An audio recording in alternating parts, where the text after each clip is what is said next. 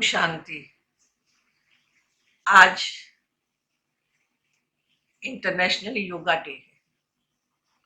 हमारे भारत का प्राचीन राजयोग बहुत प्रसिद्ध है। देशों में विदेशों में सभी जगह यह योग सिखाया जा रहा है। परंतु योग दो प्रकार का है, ये आपको मालूम है। एक है हठ योग, दूसरा है राजयोग।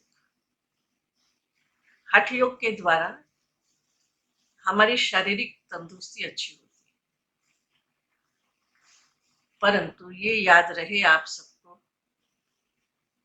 हम तंदुरुस्ती के लिए जितना भी क्यों न योग साधना कर लें,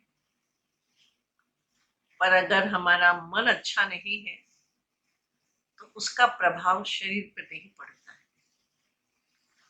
मन की तंदुरुस्ती का संबंध तन की तंदुरुस्ती से है और तन की तंदुरुस्ती का संबंध मन की तंदुरुस्ती से है। अब मन का अर्थ क्या है? मन अर्थात इस शरीर के अंदर एक आत्मा है, जिसको एक एनर्जी भी कहते हैं।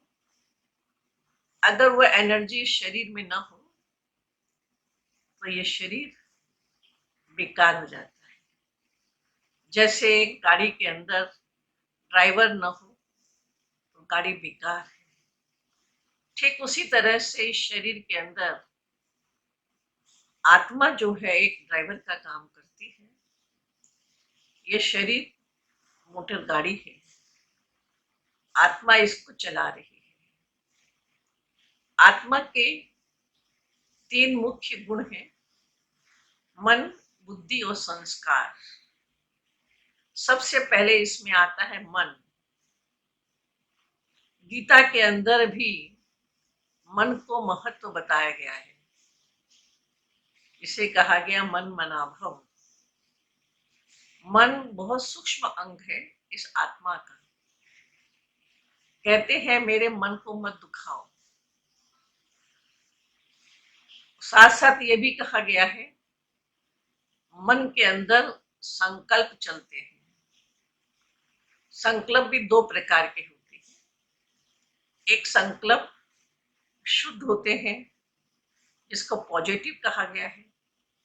एक संकल्प निगेटिव होते हैं और व्यर्थ होते हैं, जिससे हमारी एनर्जी कम हो जाती है, हमारी मानसिक शक्ति कम हो जाती है और उसका प्रभाव इस शरीर पे पड़ता है। धीरे धीरे निगेटिव संकल्प आने के कारण आज के इस समय पर हम सब ये जान रहे हैं, देख रहे हैं कि अधिकांश लोग डिप्रेशन के रोगी हो गए। कारण मन तंदुरुस्त नहीं है।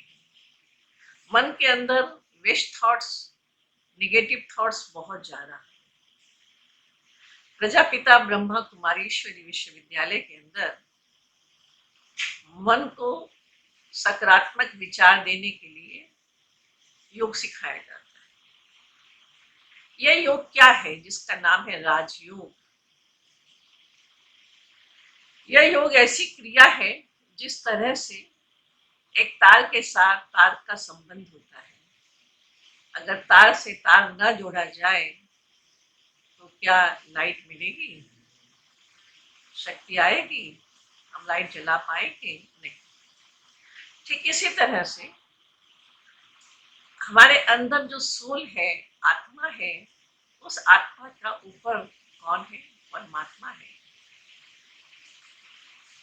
जिसको सुप्रीम सोल कहा गया है। तो जैसे मैं आत्मा सूक्ष्म निराकार हूँ, पॉइंट ऑफ लाइट हूँ, ठीक उसी प्रकार से परमात्मा भी एक निराकार ज्योति बिंदु है। उस निराकार ज्योति बिंदु से मुझ आत्मा निराकार का संबंध जोड़ने का नाम योग है। ऐसे योग साधना के लिए अपने आप को चार्ज करना है। चार्ज करने के लिए क्या करना पड़ेगा?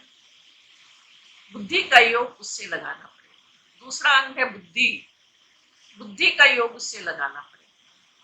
और जब बुद्धि उससे लगेगी हमारी, तो हमारे अंदर शक्ति आएगी, जिसको कहते हैं चार्ज। जैसे हम लोग सारा दिन भर के अंदर बैटरी चार्ज करते हैं, मोबाइल चार्ज करते हैं, लैपटॉप चार्ज करते हैं, सब कुछ चार्ज करते हैं, यहाँ तक कि पावर बैंक बैंक भी चार्ज करते हैं कि सारा दिन ये चार्ज रहे, हमारा काम चलता ही रहे, चलता ही रहे। परंतु कभी आपने सोचा कि हम भी खुद भी अपने आप को चार्ज कर रहे हैं?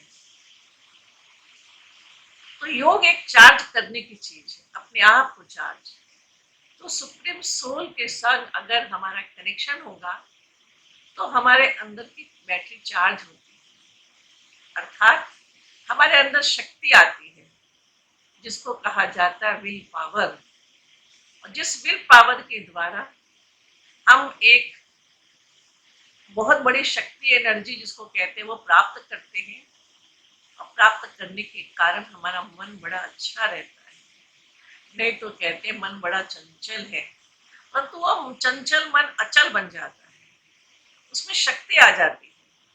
और उसके कारण हम अपने आप को बहुत तंदुरुस्त, हेल्दी वेल्दी समझते हैं। और अगर हम चार्ज अपने आप को चार्ज नहीं करते, तो ना हमारी हेल्थ अच्छी रहती है, ना हमारा मन अच्छा रहता है। इसके लिए हम सबको अपने आप को चार्ज करना है। चार्ज करने के लिए सारा दिन भर के अंदर कम से कम 1 घंटा, नहीं तो आधा घंटा ही सही, हम एकदम मन को एकाग्र करके एकदम कंसंट्रेशन करके मन को उस परम पिता परमात्मा जो सुप्रीम सोल है उसमें लगाएं। जब उसमें लगाएंगे, तो हमारे अंदर एक एनर्जी आएगी, और जिससे हमारा मन तंदुरुस्त बनेगा, और उसका प्रभाव हमारे शरीर पर पड़ेगा।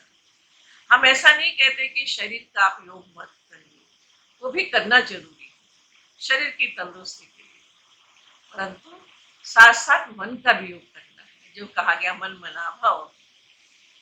तो शरीर की तंदुरुस्ती के लिए हम प्राणायाम कर लेते हैं, कपाल भारती करते हैं, सूर्य नमस्कार कर लेते हैं, अलम विलम कर लेंगे, ओम की ध्वनि लगा लेंगे। बहुत सारी क्रियाएं हैं आजकल योग की।